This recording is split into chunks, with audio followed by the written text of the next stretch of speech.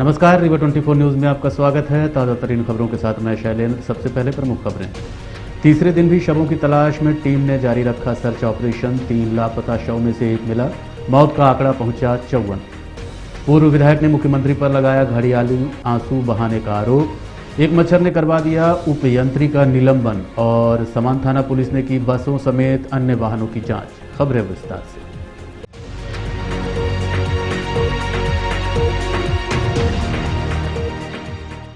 सीधी बस हादसे के तीसरे दिन भी नहर में जारी रहा सर्च ऑपरेशन, लेकिन अभी तक 3 लापता शवों का सुराग नहीं मिला है। 16 फरवरी को सीधी बस हादसे में लगभग 51 लोगों की मौत की खबर मिली थी, जिसमें से 51 लोगों के शव बरामद कर लिए गए थे।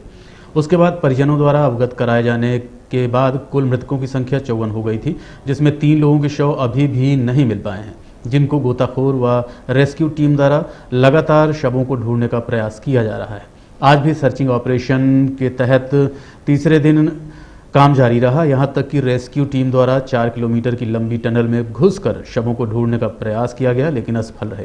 आपको बताना चाहेंगे, रीवा सिलपरा से लेकर सीधी बॉर्डर तक गुमशुदा लाशों को अलग अलग जगह गठित टीम द्वारा ढूंढने का प्रयास किया जा रहा था, जिसमें एक शव योगेंद्र शर्मा निवासी सीधी की लाश शव बाणसागर टनल में 1 किलोमीटर आगे मिली है।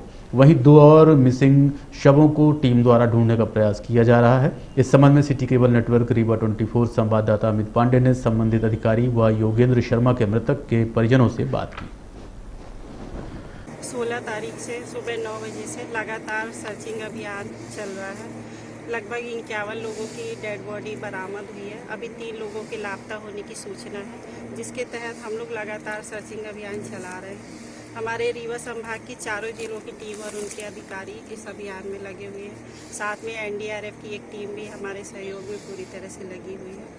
लगभग 35 किलोमीटर की नहर है ये, और इसमें अलग अलग सर्च कर रहे हैं। सिलपरा गोविंदगढ़ से लेकर ये सीधी के बॉर्डर तक, टनल तक अलग अलग टीम को बांटा गया है और लगातार नहर में मॉनिटरिंग कर रही है। पैदल भी गश्त करवाई जा रही है। अभी कितने लोग लापता हैं? और अभी 3 लोग की और लापता होने की सूचना प्राप्त हुई है। मैडम, अभी तक ये मिले नहीं, तो आगे इनके मिलने की क्या संभावना है? किस तरह से पूरा सर्च ऑपरेशन चलेगा आगे? अभी टनल में गए हैं लोग, जैसा आप लोग देख रहे हैं। 4 किलोमीटर लंबी टनल है। हमारे जवान बहुत हिम्मत करके टनल के अंदर गए हैं और लगभग 4 टाइम जाके वो सर्च करके वापस आए हैं। और अगर फिर भी उनको आज नहीं मिलते हैं, लापता लोग नहीं मिलते हैं, तो फिर ये नहर का पानी छोड़ा जाएगा और उसके बाद हो सकता है कि जब नहर फ्लो में रहे तो 3 लापता लोग बरामद हो जाए। ये आपका कौन आपको खोया, कब से लापता? हमारा भतीजा है, उसके बड़े पिताजी हैं, और अरविंद नाम का लड़का है, हमारा भतीजा है। और सतना जा रहा था परीक्षा दिलाने भांजी को, भांजी भी थी तो मिल गई है, तो भतीजा नहीं मिला है। कब से ढूंढ रहे हैं आप लोग? कहाँ कहाँ ढूंढ चुके? अब यहाँ पे ढूंढाई चल रही है, क्या बताएं कहाँ कहाँ ढूंढे हैं। कहाँ के रहने वाले हैं आप? कहाँ से कहाँ परीक्षा दिलाने जा रहे हैं? खुपड़ी है से वो है सतना परीक्षा दिलाने जा रहे थे सुबह 5 बजे। कितने लोग अभी नहीं मिले हैं? नहीं मिले। कितने लोग अभी नहीं मिले? 3 लोग। सब कहाँ के हैं? वही के हैं? गाँव के ही आपके? हमारे गांव के नहीं, हमारा गांव के हम हमारे अरविंद। आपने बताया कि भतीजी मिल गई है। क्या भतीजी आपकी जीवित अवस्था में है? भतीजा है। नहीं, भतीजी भी आपकी? ये भतीजी में भांजी थी। हाँ जी, वो जीवित अवस्था में मिली? हाँ, वो मिल गई। जीवित है कि? वो मिल गई, हाँ, साथ में थे तो मिल गई। कुछ बताया कैसे निकली बस से, वो क्या हुआ? वो बॉडी निकली, कुछ मुलाकात नहीं है, खत्म हो गई।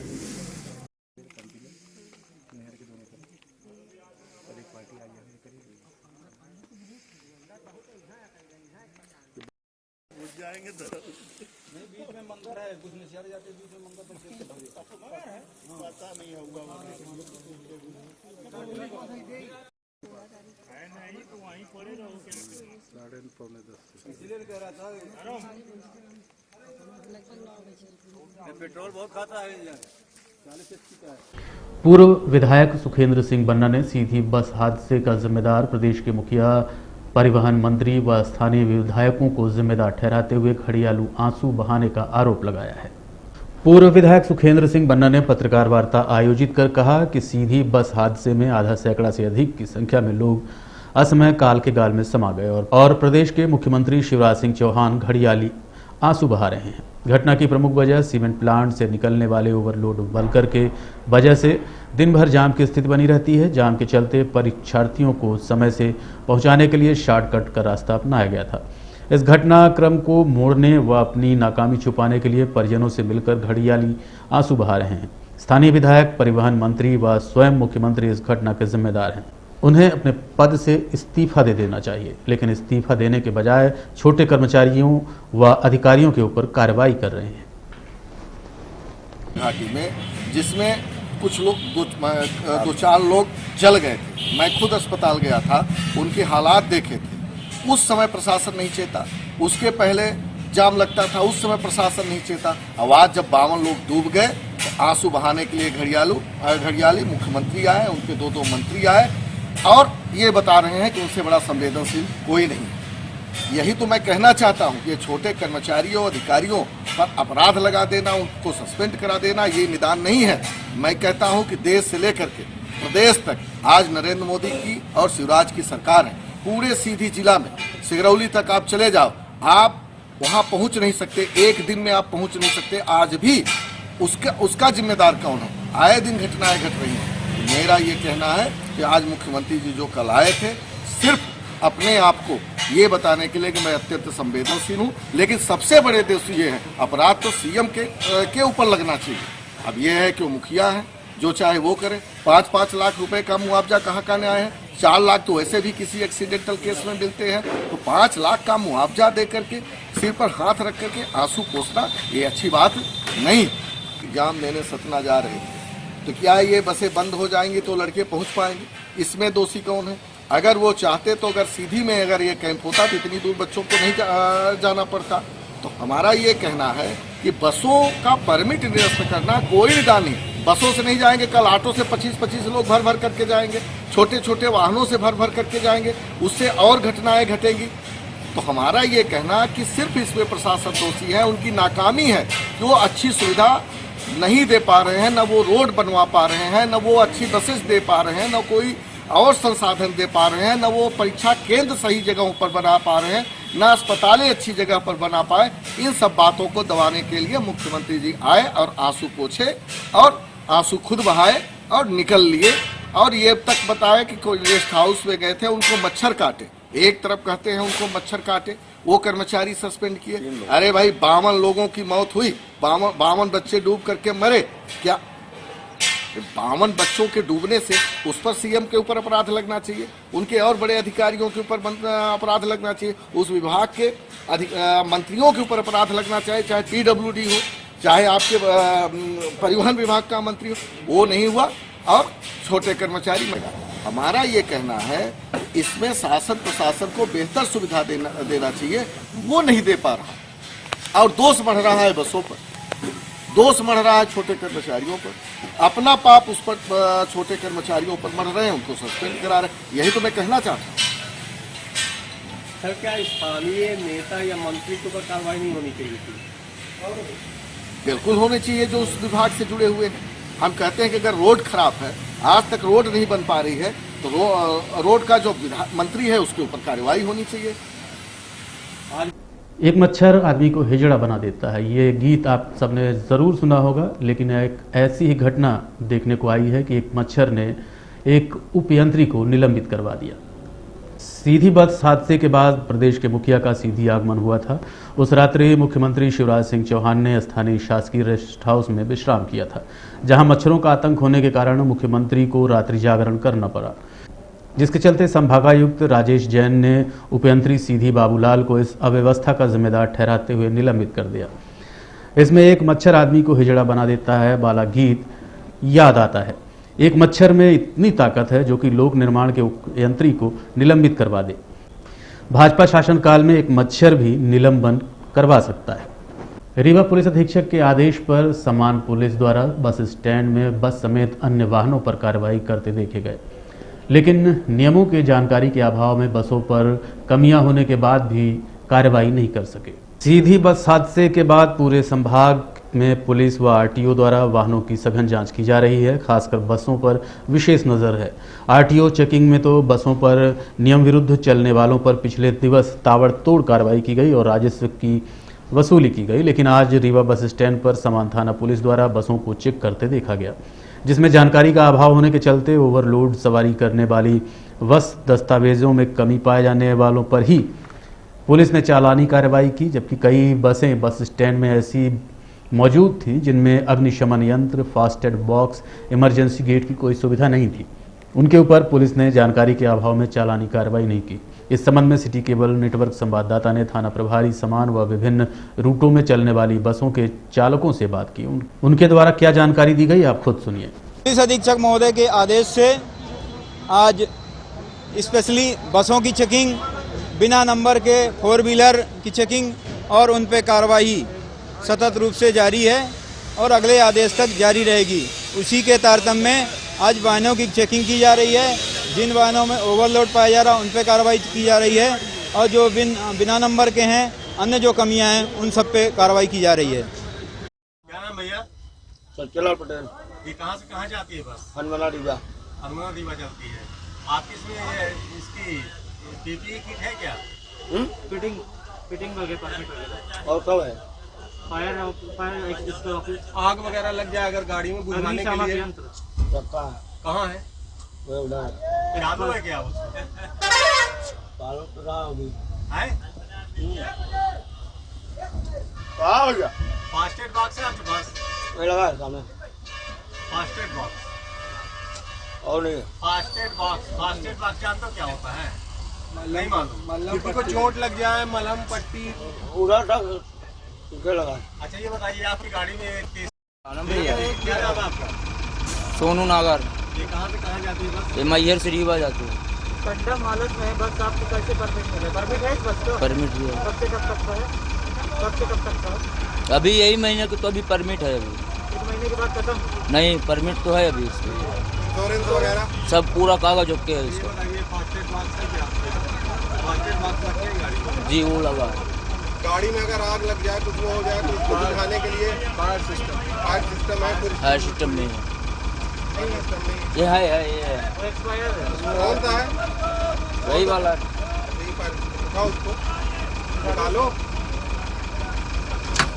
क्या है? क्या है? तो खाली गैस है क्या उसमें? नहीं है।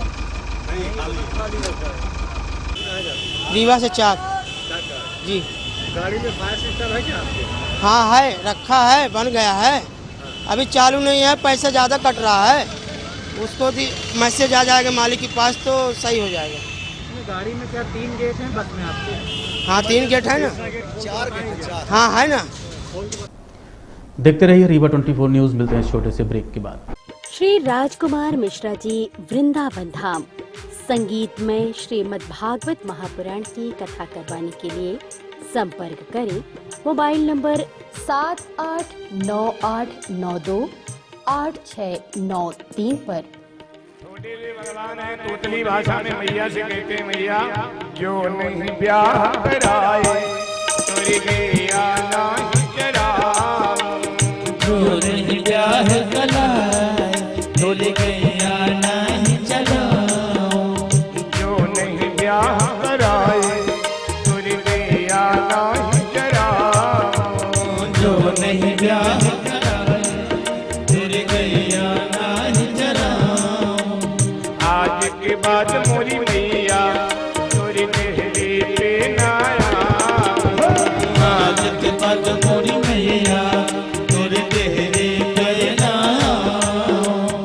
आए तो रे मजा अब जीत हार का राधिका डोरी से तीरथ की चोरी से मैया करा मेरो दान। अरे बंधन है प्यार का राधिका डोरी से चोरी से मैया करा दे मेरो दान।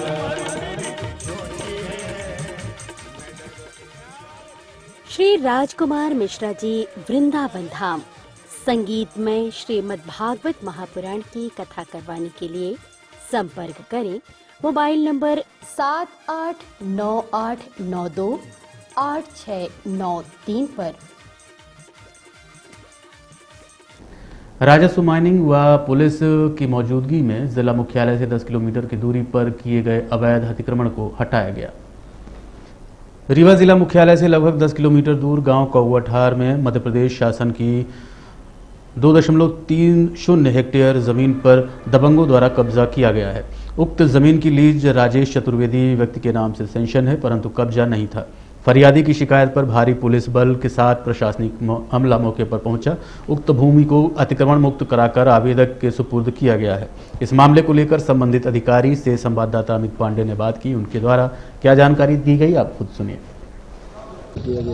इसमें भगवत शुक्ल के द्वारा 256/1 में ये लीज सैंक्शन थी, शासकीय भूमि है और उसके तहत कार्रवाई करती हुए माइनिंग के साथ आज उपस्थित होकर पूरा अतिक्रमण हटाया गया है।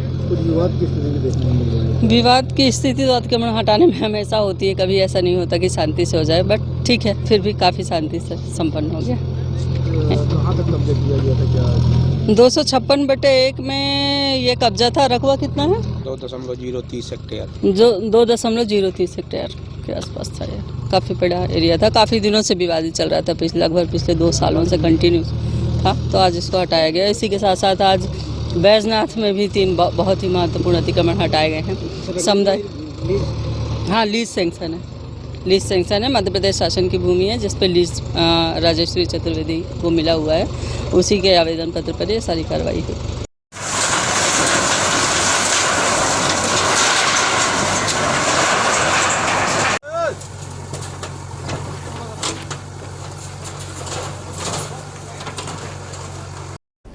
महंगाई के विरोध में कांग्रेसियों ने 20 फरवरी को रीवा बंद रखने का निर्णय लिया है। साथ ही शहरवासियों से समर्थन की अपील की है।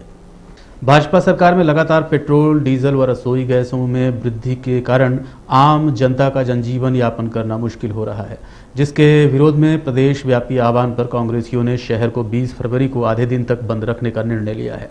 साथ ही रीवा के व्यापारियों एवं शहरवासियों से बंद का समर्थन करने की अपील की है। आप खुद सुनिए संयुक्त पत्रकार वार्ता का आयोजन कर क्या कहा कांग्रेसियों ने। भारतीय जनता पार्टी के अमित शाह जी और मोदी जी की जब चुनावी वादा होता है, चुनावी घोषणा होती है, तो कहते हैं कि 303 पार, 320 पार, सीटों की तो बात कहते हैं वो 320 पार, 403 पार। भारतीय जनता पार्टी के नेताओं से कहना चाहता हूं कि अब मध्य प्रदेश नहीं, देश के अंदर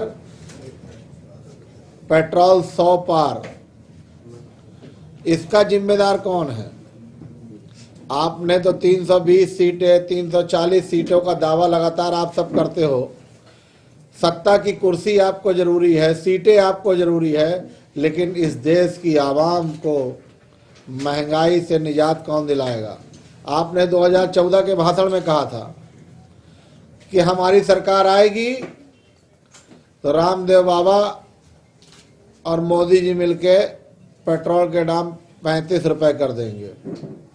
वो 35 रुपए कहाँ है साहब? 35 से 100 के पार। उसी संदर्भ में आदरणीय पूर्व मुख्यमंत्री, मध्य प्रदेश कांग्रेस कमेटी के अध्यक्ष आदरणीय कमलनाथ जी के मार्गदर्शन में मध्य प्रदेश बंद का ऐलान हुआ है। और कांग्रेस और गांधी के सिपाही होने के नाते और जनमानस के साथ हर समय कांग्रेस सकारात्मक रूप के साथ खड़ी रही है।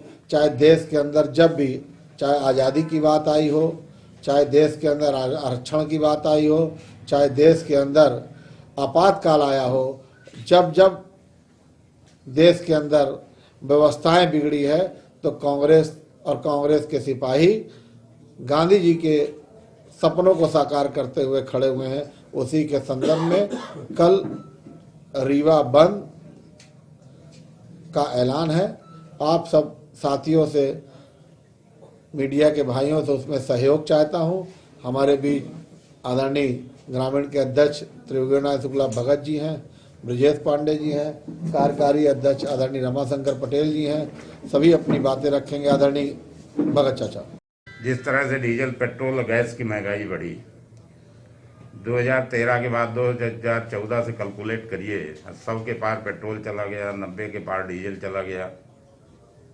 यही स्थिति जब 2013-14 के पहले इस स्थिति तक तो पहुंचे नहीं, लेकिन अंतर्राष्ट्रीय मार्केट में जब डीजल पेट्रोल का रेट, क्रूड ऑयल का रेट $108 2014 के आसपास था और 2008 में ये लगभग $147 तक गया था।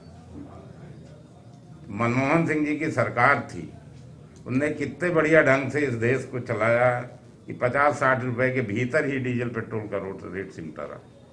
आज क्रूड ऑयल 61 रुपए में है और डीजल पेट्रोल का रेट आपके सबके सामने, चाहे गैस का हो चाहे डीजल। हमारे जो पड़ोसी देश है, उन पड़ोसी देशों में 50-60 के आसपास का है डीजल पेट्रोल का रेट, लेकिन हमारे देश में सबसे ज्यादा महंगा। और बड़ी विसंगति है, ये कोरोना काल हो, कोरोना काल में वही गाड़ी घोड़ा वो हो गई।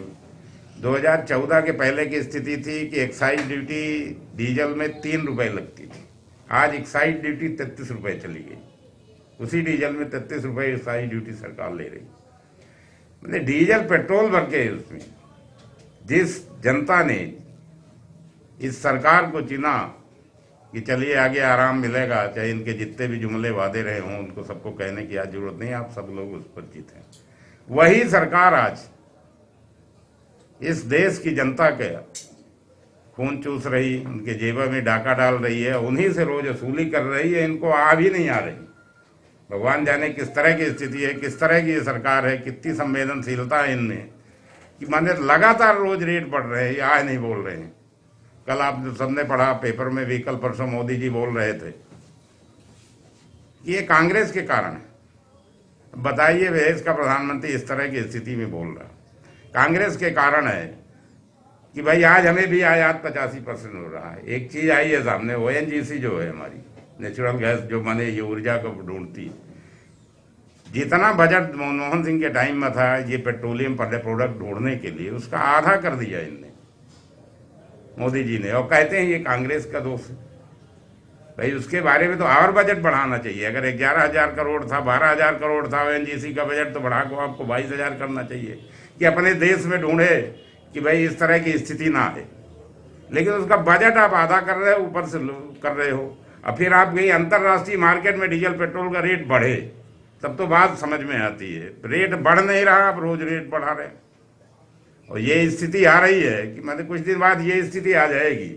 या आप सपोज करिए कि जनता अगर एक बार ये तय कर लेगी कि मैं डीजल पेट्रोल नहीं भराऊंगा, नहीं करूंगा कुछ इस तरह की स्थिति, ना गैस भराऊंगा, तब फिर स्थिति क्या होगी इस देश।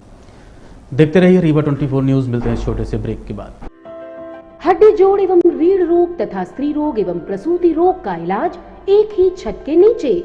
विघ्नहर्ता hospital and trauma centre, hotel landmark के पास, रतहरा, रीवा। डॉक्टर संतोष सोनी, पूर्व चिकित्सक, बॉम्बे हॉस्पिटल, मुंबई। हड्डी जोड़ एवं रीढ़ रोग विशेषज्ञ, छोटे चीरे एवं दूरबीन विधि द्वारा हाथ तथा पैर की हड्डियों का ऑपरेशन। गठियाबात, जटिल एवं बिगड़े हुए फ्रैक्चर का बेहतर इलाज करते हैं डॉक्टर संतोष सोनी। विघ्नहर्ता हॉस्पिटल ट्रॉमा सेंटर में ही स्त्री एवं प्रसूत रोग विशेषज्ञ डॉक्टर शैलजा सोनी भी उपलब्ध हैं, जिनकी देखरेख में नॉर्मल डिलीवरी, सिजेरियन ऑपरेशन एवं बच्चेदानी से संबंधित ऑपरेशन की बेहतर सुविधा। संतानहीन दंपत्ति तत्काल संपर्क करें। विघ्नहर्ता hospital and trauma centre, hotel landmark के पास, रतहरा, रीवा। सुविधाजनक एवं सफल इलाज हेतु आज ही संपर्क करें। विघ्नहर्ता hospital and trauma centre, hotel landmark के पास, रतहरा, रीवा। मोबाइल नंबर 7828781983 अथवा 8462956774 पर।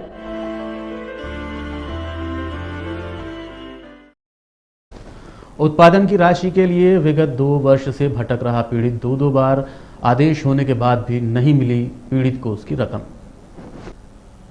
रीवा जिला अंतर्गत अमहिया थाना क्षेत्र के रविंद्र नगर बाल भारती स्कूल के पीछे मझियार हाउस निवासी सलील सिंह स्थानीय प्रेस में कार्यरत थे, जिनको बिना अग्रिम नोटिस के अचानक संस्था से निकाल दिया गया, जिसके बाद पीड़ित ने न्यायालय की शरण ली थी, जिसमें आवेदक को इस संबंध में कई बार अवसर देते हुए अपना पक्ष रखने के लिए कहा गया, परंतु किसी भी नोटिस का जवाब अनावेदक द्वारा सहायक श्रमायुक्त व श्रम पदाधिकारी को नहीं दिया गया, जिसके चलते श्रमायुक्त द्वारा धारा 8 में प्रदत्त शक्तियों का प्रयोग करते हुए अनावेदक पक्ष से 1,21,154 रुपये वसूल करके आवेदक को दिलाया जाने हेतु राजस्व वसूली प्रमाण पत्र जारी किए गए 2 वर्ष हो गए, परंतु अभी तक पीड़ित को राशि नहीं मिल पाई, जिसके चलते पीड़ित द्वारा सिटी केबल नेटवर्क रीवा 24 के माध्यम से न्याय की गुहार लगाई है। मेरा नाम सलील सिंह है। मैं रीवा में एक स्थानीय समाचार पत्र में 21 साल से सेवाएं दी, सर्कुलेशन मैनेजर थी। इसके बाद उन्होंने बिना बताए हमें निकाल दिया रेस्ट। इसके बाद हम मजबूर होकर श्रम पदाधिकारी के यहाँ केस किए। केस मेरे फेवर में आया 2018 में। इनने उसमें कुछ नहीं किया। 19 में उन्होंने कुर्की का आदेश किया। 19 से ये रेवेन्यू विभाग अपनी कार्रवाई करते करते कोरोना काल आ गया, कुछ काम नहीं हुआ। फिर इसके बाद जो कोरोना समाप्त हुआ, नए कलेक्टर महोदय आए, उनसे जनसुनवाई में मिले, प्रभारी मंत्री को भी अपनी समस्याएं दी, लिख के दिया। टीएल में भी आया केस और संयुक्त कलेक्टर के 2 बार ऑर्डर हो चुके हैं कि कुर्की के आदेश के। आज तक कुर्की नहीं हो रही। क्या कारण है इसके पीछे, क्या मामला है? अब ये जो राजस्व विभाग बताएगा क्या कारण है, क्यों नहीं कर रहे हैं।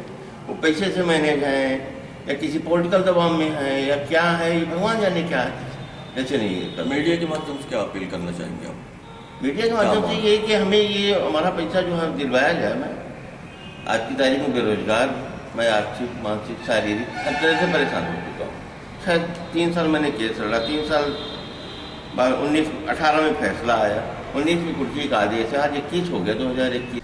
एजी कॉलेज के पास किए गए अतिक्रमण को नगर निगम ने नेस्तो नाबूद किया है।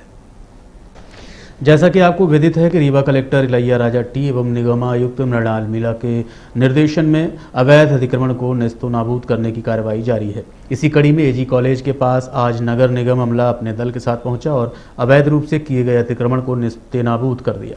जानकारी के अनुसार शासकीय पंप हाउस में कब्जा करके अतिक्रमणकारियों द्वारा गाय भैंस को पालकर व्यवसाय कर रहे थे। साथ ही रोड तक कब्जा करके झोपड़ियों में निवास भी बना रखा था। इस संबंध में सिटी केबल नेटवर्क रीवा 24 संवाददाता अमित पांडे ने कार्यपालन यंत्री एसके चतुर्वेदी से बात की। ये एजी कॉलेज रोड है रीवा की, वार्ड क्रमांक 3 है। यहाँ पर आवागमन बाधित हो रहा था, बहुत दिनों से शिकायतें चल रही थी। ये हमारा ये लोग सड़क पट्टी पे बढ़ा के जो मैंने सेट बना लिए थे, भैंस और गाय वगैरह पाले थे, तो ये आवागमन को सुचारू रूप से बनाए रखने के लिए और जनहित में ये हटाया जा रहा है। तो शासकीय पंप हाउस को अवैध तो अनुपयोगी हो चुका था। और कहाँ से कहाँ तक? हाँ, बिल्कुल सही। शासकीय पंप हाउस के लोग जो है गौशाला के उपयोग कर रहे थे, अब वो कुछ पंप हाउस का उपयोग अब नहीं रह गया था, तो इसलिए पूरा आवागमन पूरा जो है एजी भाई आपके विक्रमपुर से लेकर एजी के कॉलेज तिराहा तक ये जो चल आज होगा, इसके बाद अन्य सड़कों पर खराब किया जाएगा। शुभ नाम से।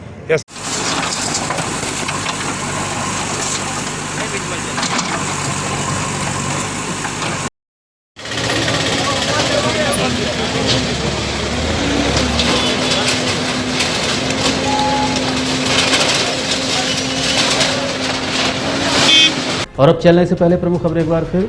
सीधी हादसे में तीसरे दिन भी शवों की तलाश में टीम ने जारी रखा सर्च ऑपरेशन। 3 लापता, शव में से 1 मिला। मौत का आंकड़ा पहुंचा 54। पूर्व विधायक ने मुख्यमंत्री पर लगाया घड़ियाली आंसू बहाने का आरोप। एक मच्छर ने करवा दिया उपयंत्री का निलंबन। और समान थाना पुलिस ने की बसों समेत अन्य वाहनों की जांच। आज के अंत में इतना ही। देखते रहिए रीवा 24 न्यूज। नमस्कार।